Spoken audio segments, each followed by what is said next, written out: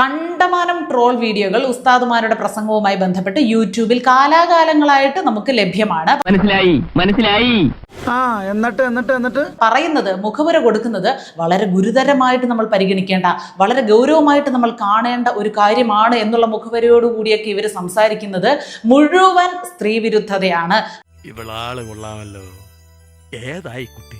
ആൺകുട്ടികൾ ധരിക്കുന്ന പോലെ പാൻസ് ധരിക്കേണ്ടി വരുന്നു നമ്മുടെ പെൺകുട്ടികൾ. സുഹൃത്തുക്കളെ, അനുവദിക്കാൻ പറ്റിയ കാര്യം.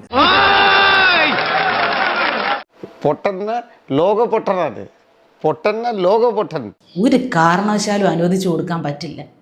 പാൻസ് ഒക്കെ ആവുമ്പം സൗകര്യക്കുറവാ, പർദ്ദയാവുമ്പോ നല്ല സൗകര്യം. വേണ്ടാട്ടോ, നീ ചായ അടിച്ചാ മതി, നീ എന്നെ അടിക്കാൻ നിൽക്കണ്ട. ഓക്കെ, വളരെ ഗൗരവമുള്ള കാര്യം.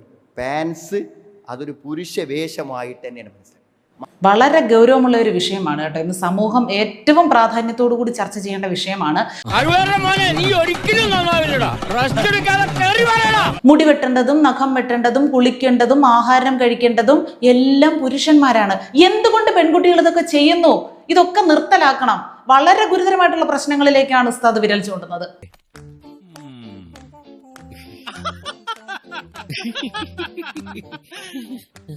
മാത്രമല്ല, ഒരു സ്ത്രീയോട് മറക്കാൻ പറഞ്ഞ രൂപത്തിൽ പൂർണ്ണമായി മറയാനും അത് സാധ്യമല്ല.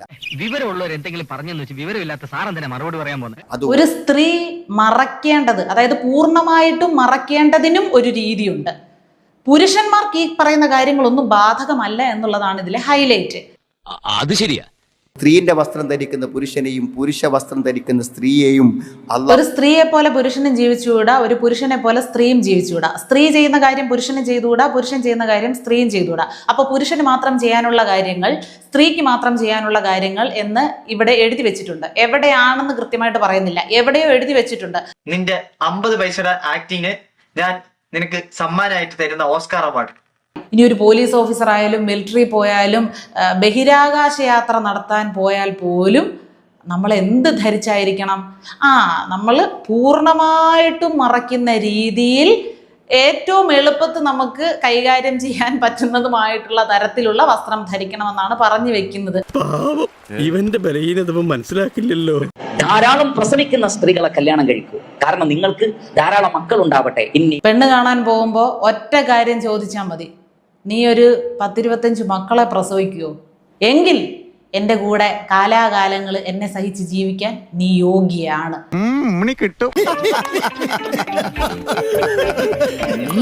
എത്ര വലിയ അബദ്ധമാണ് ഈ പറയുന്നത്, എത്ര തെറ്റായിട്ടുള്ള സന്ദേശമാണ് ഈ കൊടുക്കുന്നത്. എത്ര പേരെയാണ് തെറ്റിദ്ധരിപ്പിക്കുന്നത് ഇങ്ങനെ പ്രസംഗിച്ച്. എന്റെ പൊന്നോ, എന്തൊരു തള്ളാണോ, തള്ളി മുല്ലപ്പെരിയാർ പൊട്ടിപ്പോ. നിങ്ങളുടെ മനസ്സിലുള്ള വിവരദോഷം, നിങ്ങൾ പഠിച്ച വിവരദോഷം അതിങ്ങനെ പരസ്യമായി നിന്ന് പ്രസംഗിച്ച് മറ്റുള്ള മനുഷ്യർക്ക്, ചിന്താശേഷിയുള്ള മനുഷ്യർക്ക് ബുദ്ധിമുട്ടുണ്ടാക്കരുത്.